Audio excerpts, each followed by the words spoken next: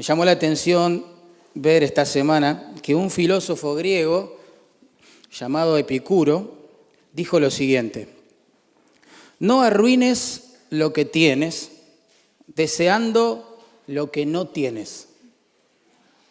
Vuelvo a repetir: no arruines lo que tienes deseando lo que no tienes.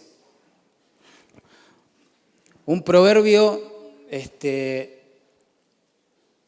también dice algo similar: quien no agradece por poco, tampoco lo hará por mucho.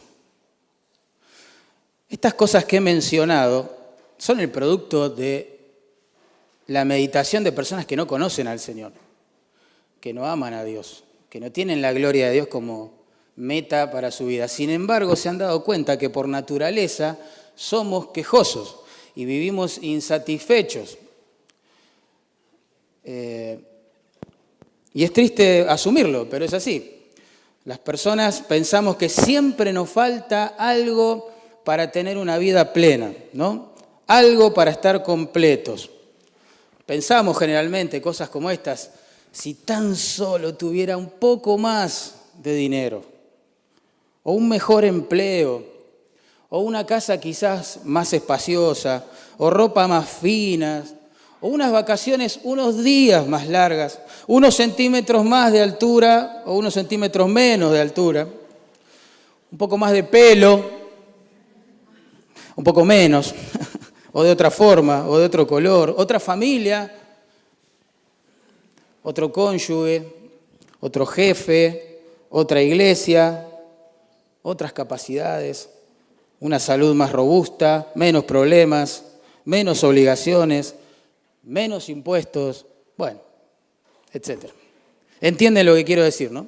Pero acá la propuesta de Pablo es mostrarnos que un creyente lleno del Espíritu Santo va a vivir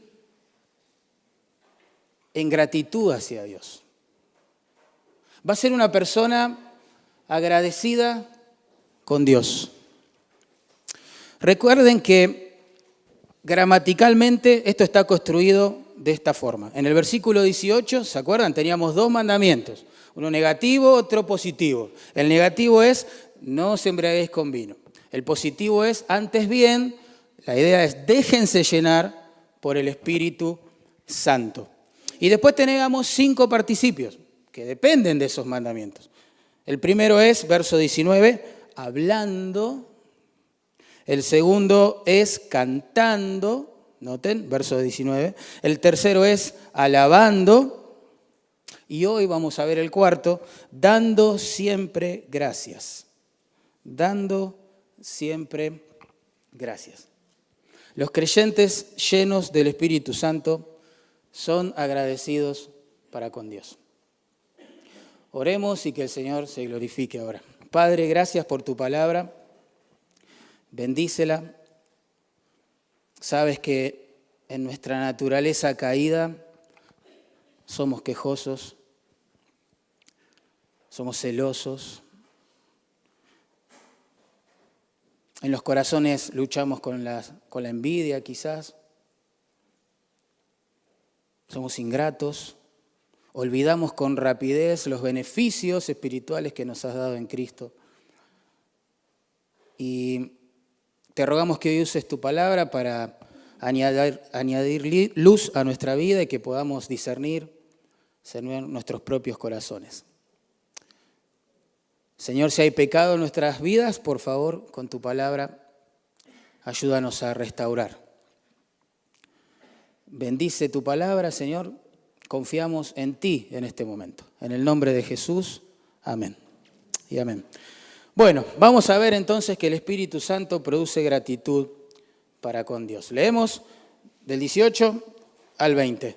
No os embriaguéis con vino, en lo cual hay disolución, antes bien sed llenos del Espíritu, hablando entre vosotros con salmos, con himnos y cánticos espirituales, cantando y alabando al Señor en vuestros corazones. Evidentemente, los cristianos llenos del Espíritu Santo se deleitan en alabar a Dios con contenido y de todo corazón. Y ahora se agrega, verso 20, dando siempre gracias por todo al Dios y Padre, en el nombre de nuestro Señor Jesucristo. El Espíritu Santo produce gratitud al Señor en nuestros corazones.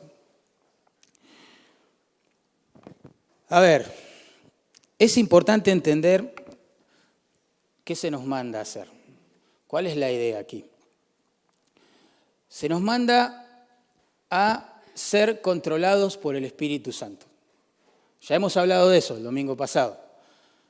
Tiene que ver con que mientras decidimos por fe obedecer la palabra de Dios, el Espíritu Santo nos va capacitando, nos va empoderando para poder vivir de acuerdo a los mandamientos de Dios. Así funciona la santificación. Y de eso se trata la llenura del Espíritu Santo. Él controla nuestra vida, nos da poder para poder justamente cumplir la voluntad de Dios, obedeciendo su palabra. Aquí una de las evidencias de que eso sucede en nuestras vidas, tanto en lo individual como en lo colectivo, porque el texto apunta quizás a cristianos reunidos, se nos muestra con claridad que en una iglesia llena del Espíritu Santo, los hermanos estamos agradecidos con el Señor. No solo alabamos su nombre, sino que también estamos dando gracias al Señor. ¿Bien? El tiempo allí del participio es presente y lo que nos está comunicando es que esto debería ser un estilo de vida y que va a suceder siempre que una persona esté controlada por el Espíritu Santo. ¿Sí? Una persona controlada por su carne va a ser quejosa, va a estar insatisfecha, va a ser ingrata, envidiosa, celosa, contenciosa, etc. Una persona controlada por el Espíritu Santo es agradecida con su Señor. Donde controla el Espíritu Santo, allí habrá gratitud hacia Dios. ¿Bien? Ese es el punto a recalcar. Yo quiero, por las dudas, como hacer un paréntesis, un comentario, porque uno nota hoy que el mundo predica una especie de acción de gracias, una especie de gratitud, que es autocentrada y hasta terapéutica, diría yo. Yo le cito frases corrientes, por ejemplo, el día de hoy.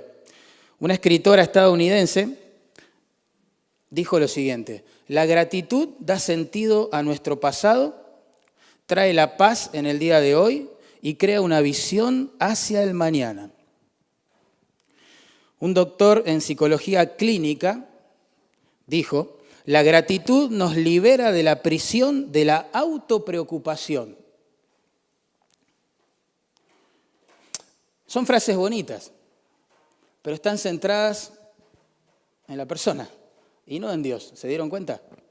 El propósito por el cual el Espíritu Santo nos controla y nos impulsa a ser agradecidos no tiene que ver con, digamos, nuestra realización personal. Hay un propósito mucho más grande que ese. Tiene que ver con la gloria de Dios. Un pueblo contento con su Dios, agradecido con su Dios, aún en medio de las peores tribulaciones, glorifica a ese Dios. Ese es el punto. Así que las acciones de gracia no tienen que ver con nosotros y sentirnos más plenos, más dichosos. Tiene que ver con glorificar a Dios, con nuestras actitudes. El Antiguo Testamento presenta la gratitud como un sacrificio de adoración a Dios, hermanos. Por ejemplo, el Salmo 50, 14, dice así: sacrifica a Dios alabanza. La palabra hebrea que se traduce alabanza es acción de gracias. Ofrecele a Dios como un acto de adoración, acciones de gracias. Ese es el punto. En el Salmo 116, 17, leemos algo parecido. El salmista le dice al Señor: te ofreceré sacrificio de alabanza. Otra vez, de acciones de gracias. Dios se complace, ¿sí?, en las acciones de gracia que su pueblo le ofrece. Es más, en Levítico, capítulo 7, después lo pueden buscar en sus casas, versos 11 al 15, una de las ofrendas de paz que la gente en Israel podía ofrecer al Señor cuando estaba agradecido, se llamaba así: la ofrenda de acción de gracias.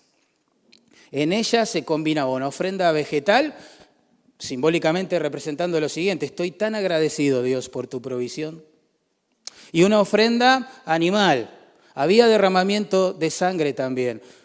La persona con eso estaba diciendo, estoy tan agradecido de que la sangre de un inocente, de tu Mesías, de tu Cordero que algún día vas a enviar, es suficiente para darme justicia y cubrir mis pecados. La gente estaba tan contenta por la provisión de Dios con su vida, por el perdón de Dios sobre su vida, que sin obligación alguna ofrecía un sacrificio de acción de gracias. ¿Saben cuál era la parte más linda quizás de esto? Es que una parte sobrante de este sacrificio la llevaba el sacerdote, ¿sí?, que lo había ofrecido, y lo comía con su familia. Y otra parte quedaba también, sobrante, quedaba para la persona que ofreció, que estaba contenta, ¿sí?, y puso esta ofrenda. Y lo comía con su familia. Me imagino esas cenas, ¿no?, familiares, en un contexto así de gratitud. Llega papá y dice, bueno, hoy el menú es parte del sacrificio de acción de gracias. ¿En serio, papi? ¿Estás contento con Dios? Sí, amamos a Dios acá, hijo. Y bueno, ahora ofrecí esto porque estamos contentos con su provisión para con nuestra vida. Porque nos ha perdonado a través de lo que somos, a pesar de lo que somos. Imagino una familia piadosa reunida, dando gracias de todo corazón al Señor. Tiene que ver con Él la gratitud. Tiene que ver con Él. Imagínense aquel sacerdote desanimado. Estaba cansado de su ministerio. Y viene una persona agradecida y le trae un animalito y la ofrenda vegetal y le dice, ofrecelas, por favor, estoy contento con Dios. Imagínense la exhortación que esto en sí mismo representaría para este hombre. Diría, wow, yo soy sacerdote del Señor, estoy cansado, estoy agotado y este hombre está contento, está agradecido. Sería como una exhortación también, ¿no? La gratitud cumple esas funciones, ¿no?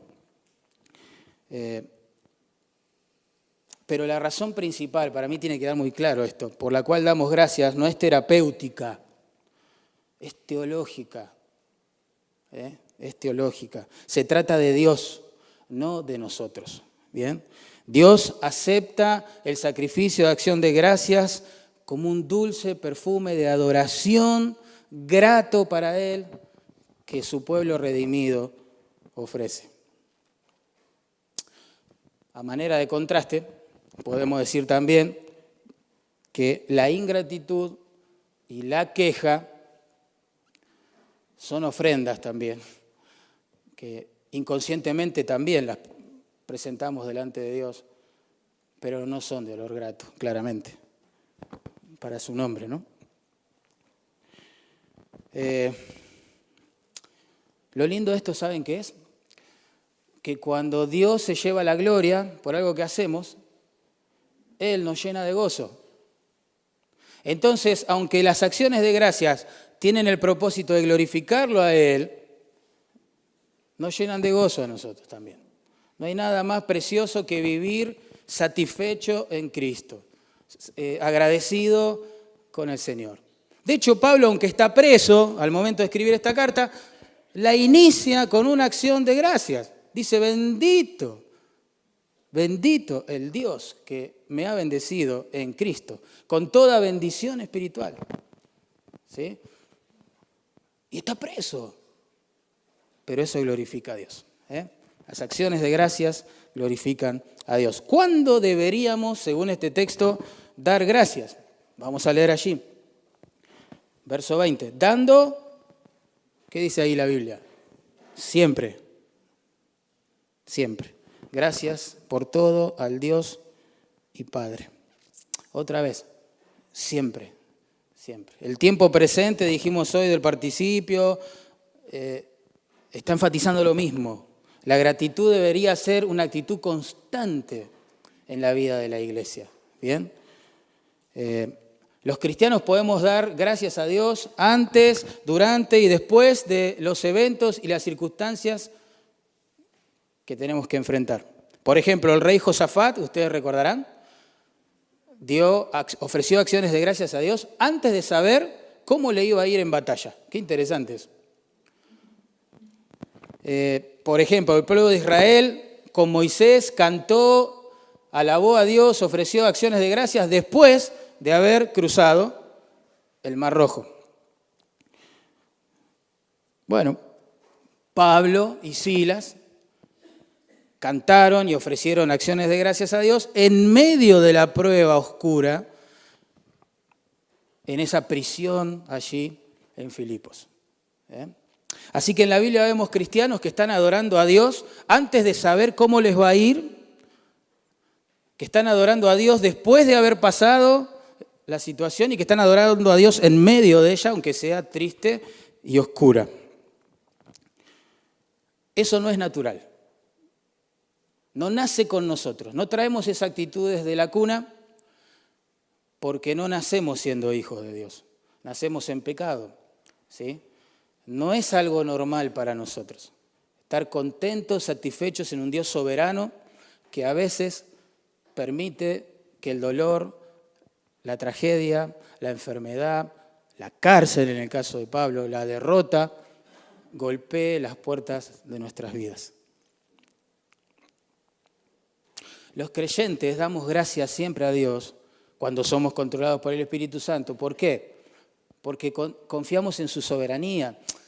Sabemos que la historia no es una sucesión de causas y efectos, nada más, librados al azar. Hay un Dios precioso que es nuestro Padre, que la está controlando, la está dirigiendo, la está moviendo hacia la dirección que Él desea. Por eso damos gracias. Podemos dar gracias porque, hermanos, sabemos que Él lo ha prometido, usará cualquier cosa, ¿sí?, que rodee nuestra vida para algún bien. Para algún bien. Y ese bien es definido en el versículo siguiente, al que estoy citando, Romanos 8, ¿no? El bien de parecernos a Cristo, de ser semejantes a Él. Ese es el verdadero bien para los creyentes. Y Dios va a usar toda circunstancia para lograrlo. Está trabajando en nosotros. Así que, ¿cuándo deberíamos dar gracias? Bueno, siempre, siempre. ¿Por qué cosas deberíamos dar gracias? Bueno, el texto dice allí también, nos da una pista, dando siempre gracias por todo. ¿Qué significa todo? ¿Qué significa todo? Todo. La expresión esta, por todo, ¿no?, es como un poco confusa. Es decir, hay cosas por las cuales yo no puedo dar gracias.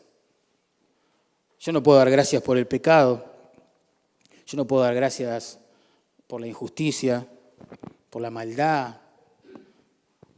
¿no? Claramente. Quizás una mejor traducción sería en todo.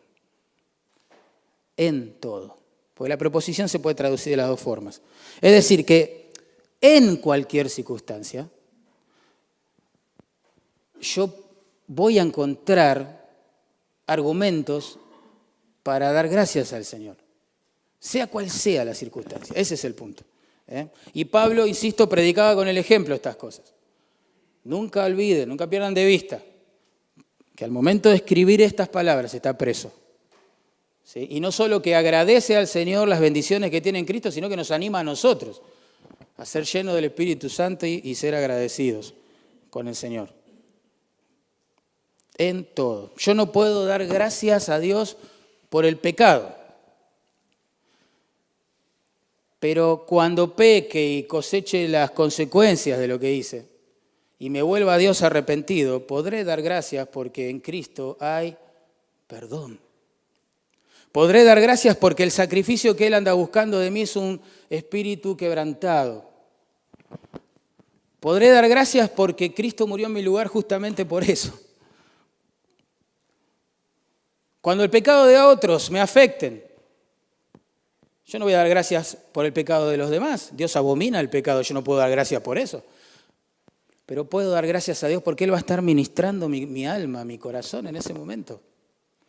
Puedo dar gracias a Dios porque su consuelo va a sonar más fuerte en el corazón que las ofensas que alguien pueda causar. Puedo dar gracias a Dios porque su espíritu va a adormecer el alma para que no duelan tanto las cosas, ¿no? Y hay tantos motivos para agradar a Dios y dar gracias a Dios en cualquier circunstancia. Podemos hallar motivos para dar gracias a Dios, hermanos, y la historia de los cristianos así lo confirma, a pesar o en medio también de las peores circunstancias de la vida.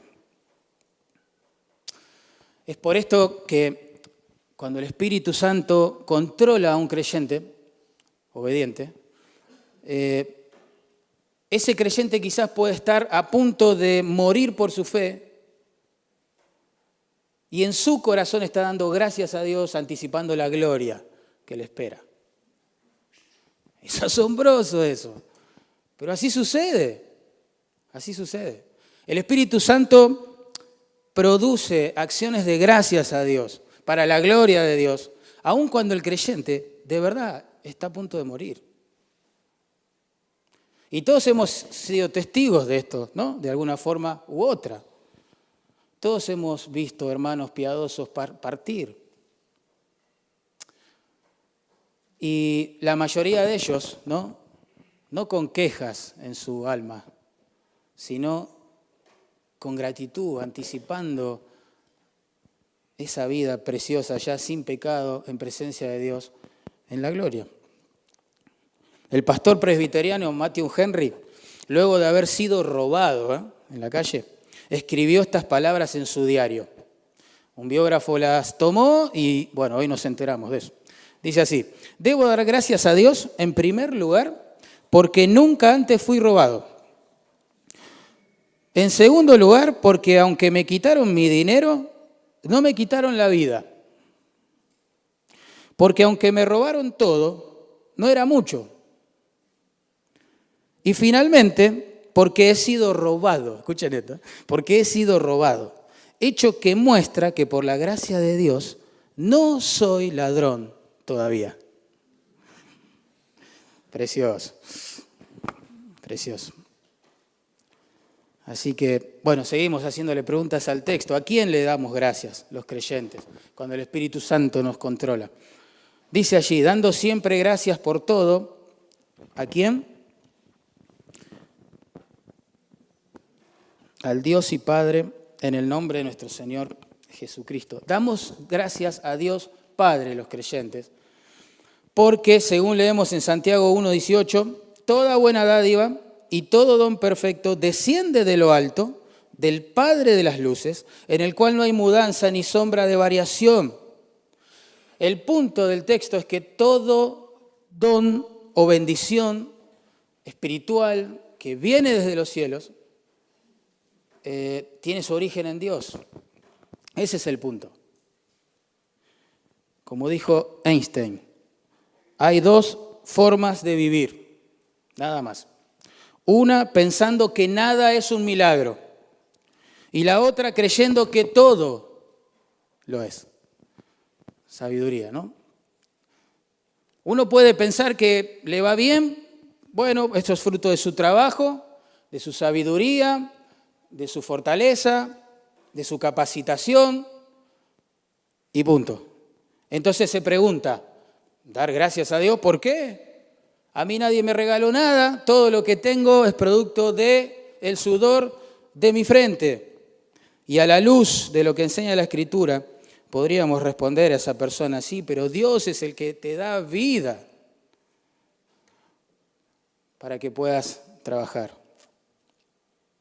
Dios es el que todavía no ha decidido llevarte. Y Dios es el que te está proveyendo, y Dios es el que te está permitiendo obtener estas cosas. Hay un caso en la Biblia muy emblemático que ilustra esto. Nabucodonosor, ¿se acuerdan? El emperador, digamos, de la potencia mundial de aquel entonces. El hombre más poderoso e importante sobre la tierra. Paseando por la ciudad que él había construido allí en Babilonia, comenzó a jactarse. Comenzó a pensar que nada es un milagro de lo que vivía. Y dijo, esta Babilonia que yo he edificado, ¿no?, para mi gloria y honor. ¿Qué hizo Dios con este hombre? Lo humilló, ¿se acuerdan? Terminó comiendo pasto, quizás delirando, ¿sí? Impresionante, besando del piso, como se dice. El hombre más importante del mundo, humillado. Dios en su bondad le restableció el juicio, dice la Biblia. ¿No? ¿Y qué fue lo primero que dijo? Dio gracias y gloria al Dios del cielo. Y reconoció que Él es el que quita a los reyes y los pone. Y que Él es el que da y quita. Tremendo. Una hermosa lección que Dios nos dejó en su palabra para exhortarnos. Quizás el joven que está estudiando en la facultad dice, ¿qué? ¿Yo dar gracias a Dios por haber aprobado un examen? ¿Por qué? Aprobé porque estudié, porque soy disciplinado. Perfecto, y hay que hacer eso, claro, gracias a Dios. Pero ¿quién te dio la mente? ¿Vos la fabricaste? ¿Quién te dio la vida y la salud también para estudiar? Por lo menos hasta ahora. ¿Quién te dio la vista para leer? La inteligencia para entender los contenidos de cada materia.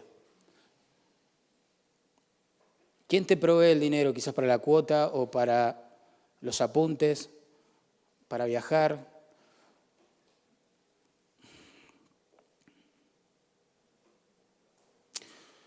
Esto tiene una versión también ministerial, la ingratitud, ¿no?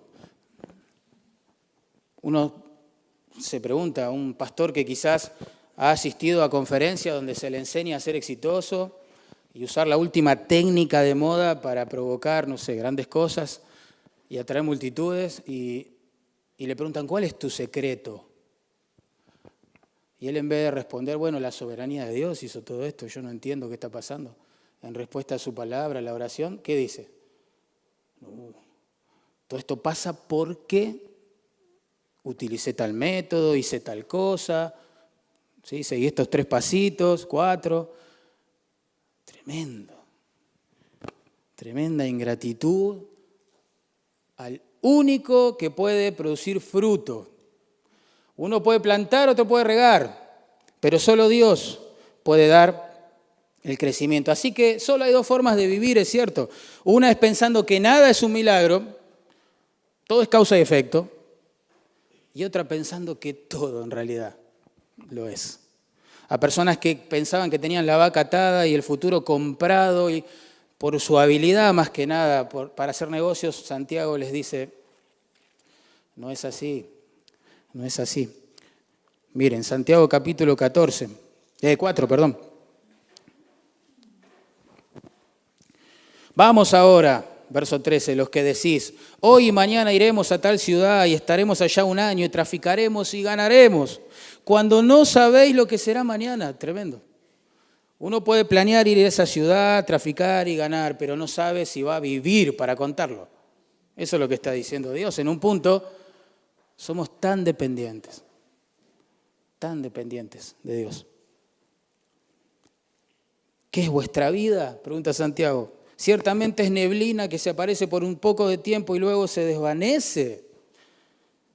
En lugar de lo cual, entonces, deberíais decir, si el Señor quiere, viviremos, número 1, pues eso no está bajo control, y haremos esto o aquello, porque eso tampoco está bajo nuestro control absoluto.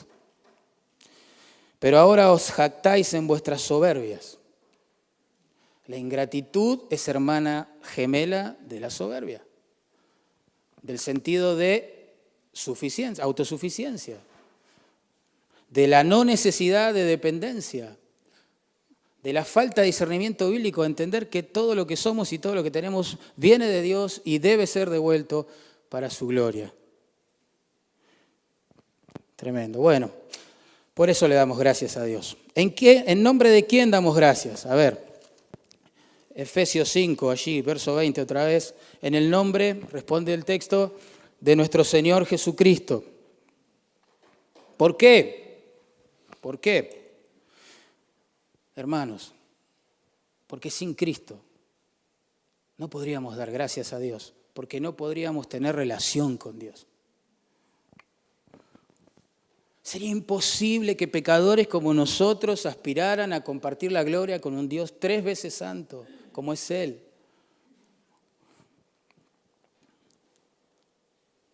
Antes de creer en Cristo, hermano, la Biblia dice que éramos hijos de ira, no de Dios.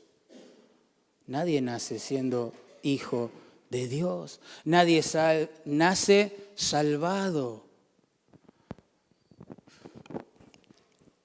Ahora Dios nos bendice porque Él es nuestro Padre. Y es nuestro Padre porque su Hijo murió en nuestro lugar. Y nos dio su justicia. Y ahora el Dios de los cielos nos abraza como hijos adoptivos porque tenemos la justicia de su propio Hijo, que es perfecta. ¿Por qué damos gracias a Dios en el nombre de Cristo? Porque Él se sacrificó por nosotros y Él nos abrió la entrada al Padre, el acceso a su presencia.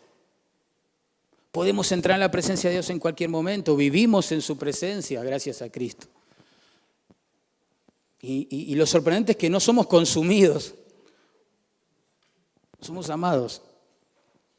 Y eso es por Cristo. Por eso toda gratitud nace en Dios y se hace en el nombre de Cristo. En la cruz, hermanos, Dios trató a su amado Hijo con ira, con juicio, con maldición. No podemos olvidar estas cosas. La ira de un Dios justo que se enciende cada vez que su ley es transgredida y menospreciada por nosotros, ha sido derramada sobre Jesús, su Hijo, Dios humanado. Cristo se hizo maldición por nosotros. ¿Escuchaste eso? El bendito del cielo se hace maldición por nosotros, muriendo en un madero. Fue tratado ahí en la cruz como si Él hubiese quebrantado la ley. Fue tratado en la cruz como si Él fuera el responsable, el culpable de tus pecados y de mis pecados. Tremendo. ¿Por qué Dios hizo eso?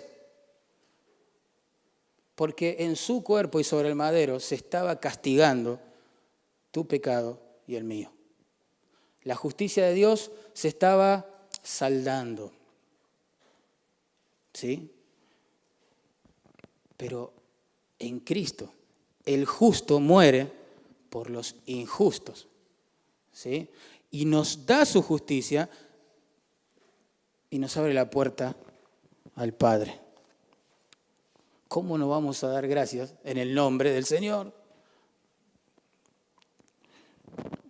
Hermanos, la Biblia enseña claramente que Dios decidió sacrificar a su Hijo por nosotros. Fue Dios el que sacrifica a Cristo en la cruz. Fue Dios. Eso es asombroso. Fue idea de Dios. Por eso a Jesús se lo presenta como el Cordero de Dios. Él es el que lo está ofreciendo. Isaías nos decía con mucho tiempo de anticipación que Jehová quiso quebrantarlo. Tremendo, fue Dios. Fue idea de Dios. Recién el coro cantaba, ¿por qué tuvo que morir por alguien como yo? ¿No? La respuesta es, no había otra forma de que pecadores como nosotros, que hemos quebrantado la ley, que ya merecemos juicio y condenación, podamos ser perdonados. Alguien tenía que pagar esa deuda de nuestro pecado. Alguien tenía que llevar esa culpa que produce nuestro pecado. Nosotros no podemos. El Hijo de Dios ocupó nuestro lugar. Al tercer día, la Biblia dice que Él fue resucitado. Y de esa manera quedó claramente demostrado que Él murió no por pecados propios, porque la paga del pecado es muerte, dice la Biblia, y Él estaba muriendo, pero no por pecados propios, si no hubiese quedado en la tumba. Pero al ser resucitado, quedó demostrado que Él murió por pecados ajenos, los pecados de su pueblo, tus pecados, mis pecados. Y hoy, con toda la autoridad que le corresponde, de la cual es digno, sentado a la diestra de Dios, gobernando este universo, manda a todos los hombres, en todo lugar y aquí también hoy, que se arrepientan, que se vuelvan de su pecado y empiecen a seguir a Jesús, confíen en Jesús, se refugien en Jesús, que sean conscientes que aunque merecen condenación, se les ofrece vida en Jesús. Que crean en Jesús, confíen en sus promesas. El que cree en mí, dijo el Señor, tiene vida eterna. El que viene a mí, no le echo fuera, dijo. Qué hermoso. Por eso damos gracias a Dios por medio de Cristo. ¿Y saben qué es lo asombroso de esto? Que Él nos dio vida a nosotros cuando estábamos muertos en delitos y pecados. Nos acercó hacia su Padre, nos atrajo hacia el buen pastor y obispo de nuestras almas cuando estábamos lejos y éramos ovejas descarriadas. Nos amó, como dijo Miguel hoy, cuando nosotros no le amábamos. Tremendo. Nos quiere llevar a la gloria cuando a nosotros ni nos importaba su gloria.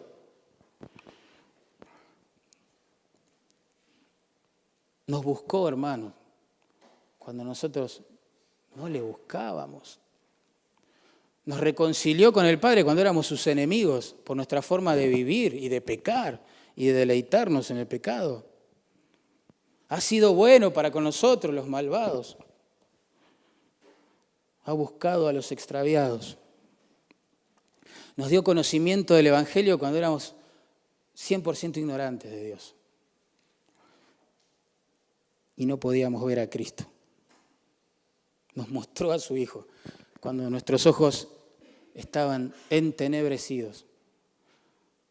Nos abrió los oídos para escuchar su palabra, siendo que éramos sordos espirituales. Por eso damos gracias al Padre en el nombre de Cristo. ¿Entienden? Pues es la única forma. Es la única forma. Hay un proverbio chino que motiva la gratitud, tiene esa idea, y dice así: cuando comas brotes de bambú, recuerda al hombre que los plantó.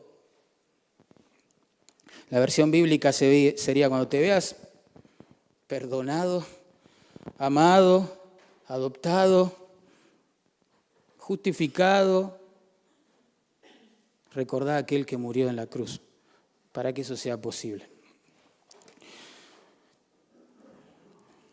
Terminemos pensando en algunas cosas prácticas a la luz de la gratitud que nos dice aquí que el Espíritu Santo va a producir cada vez que nosotros nos sujetemos a su control. Primera pregunta para pensar: ¿por qué? ¿Por qué me tiene que preocupar tanto este tema de la gratitud? Bueno, en 1 Tesalonicenses 5:18 se nos enseña que la voluntad de Dios es que seamos agradecidos. Dice así el texto: dad gracias en todo, porque esta es la voluntad de Dios para con vosotros en Cristo Jesús. Entonces, antes de preguntarnos, como generalmente lo hacemos, y está bien hacerlo, ¿cuál es tu voluntad, Dios, para mi futuro? Uno debe ser agradecido al mismo Dios en el presente. Yo te pregunto, y me pregunto, ¿somos agradecidos?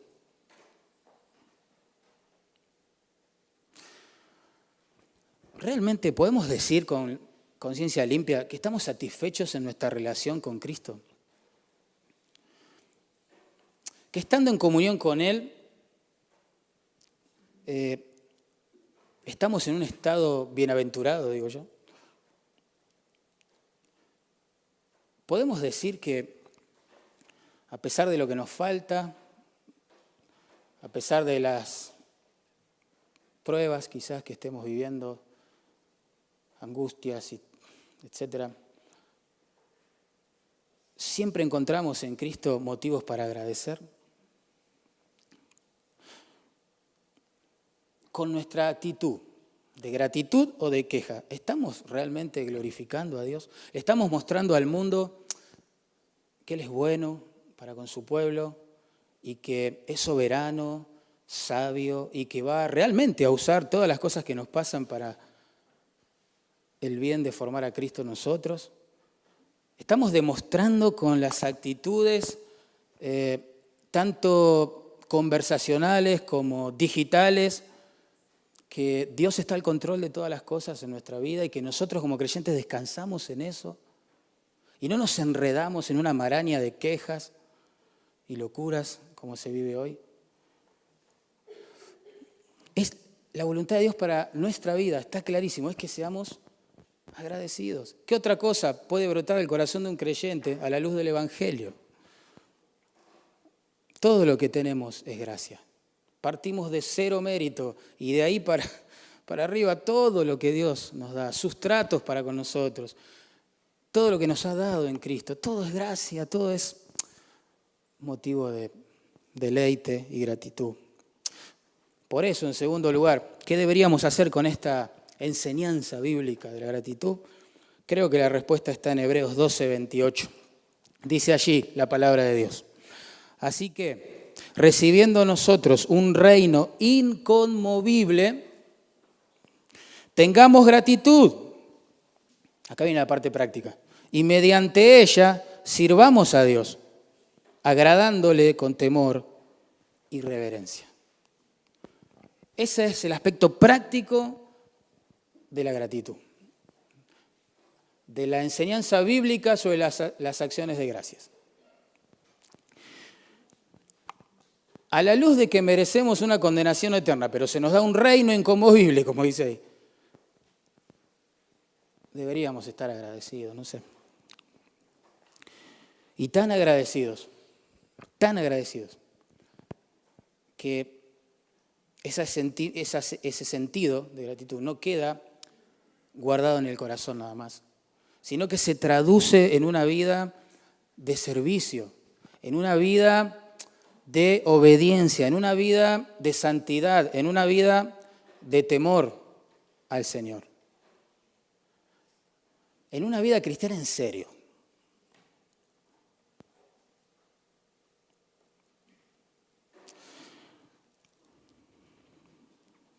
El servicio al Señor, hermanos, y esto hay que entenderlo, se basa en la gratitud.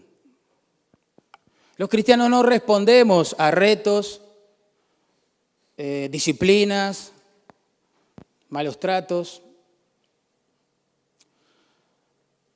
El fuego que enciende el motor del ministerio, del servicio al Señor, es el mismo Señor. Ese es el punto del texto.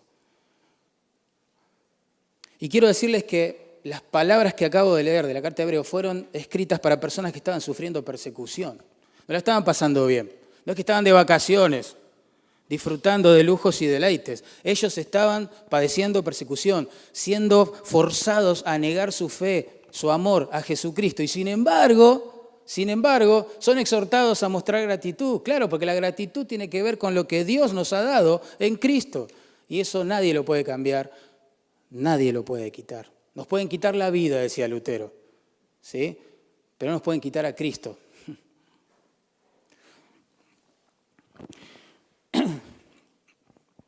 El servicio cristiano no es por obligación, no es por presión, no se hace para mantener una imagen de siervo delante de los demás.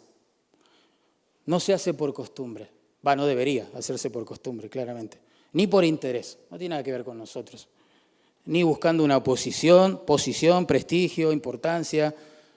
No debe hacerse con queja, con fastidio, comparándose con los demás, sino por gratitud. Un misionero que decidió ir y morir en el corazón de África, cuando todavía nadie había ido a predicar el Evangelio, en ese lugar dijo esto: si Cristo es Dios y murió por mí, entonces ningún sacrificio que haga por Él será demasiado grande. ¿Sacrificio? No, más bien deleite. ¿Cómo puedo llamar sacrificio aquello que me da vida, aquello que me da paz, aquello que le da un sentido a mi existencia? ¿Sacrificio? Yo no hice ningún sacrificio. Solo he servido al Señor en gratitud.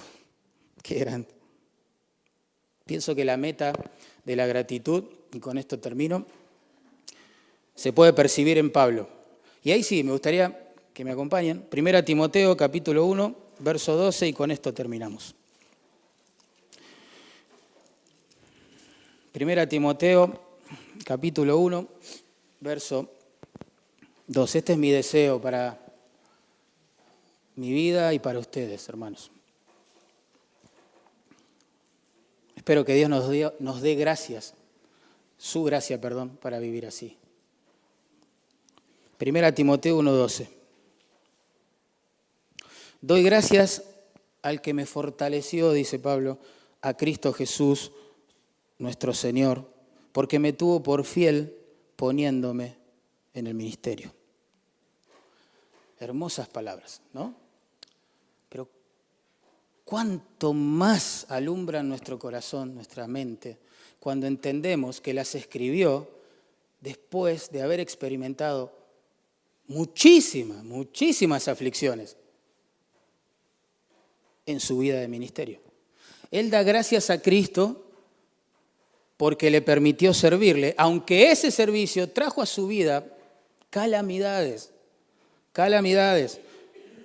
tremendo, cárcel, críticas despiadadas, oposición violenta. Él mismo nos cuenta desvelos, peligros, hambre, desnudez, naufragio, presión satánica, presión emocional, una carga en el alma tremenda por la marcha de las iglesias que él ministraba, desánimo, soledad. Pero todavía daba gracias al Señor por haberlo llamado al ministerio. Espero que Dios nos dé gracia para que podamos vivir agradecidos y morir con esa actitud también.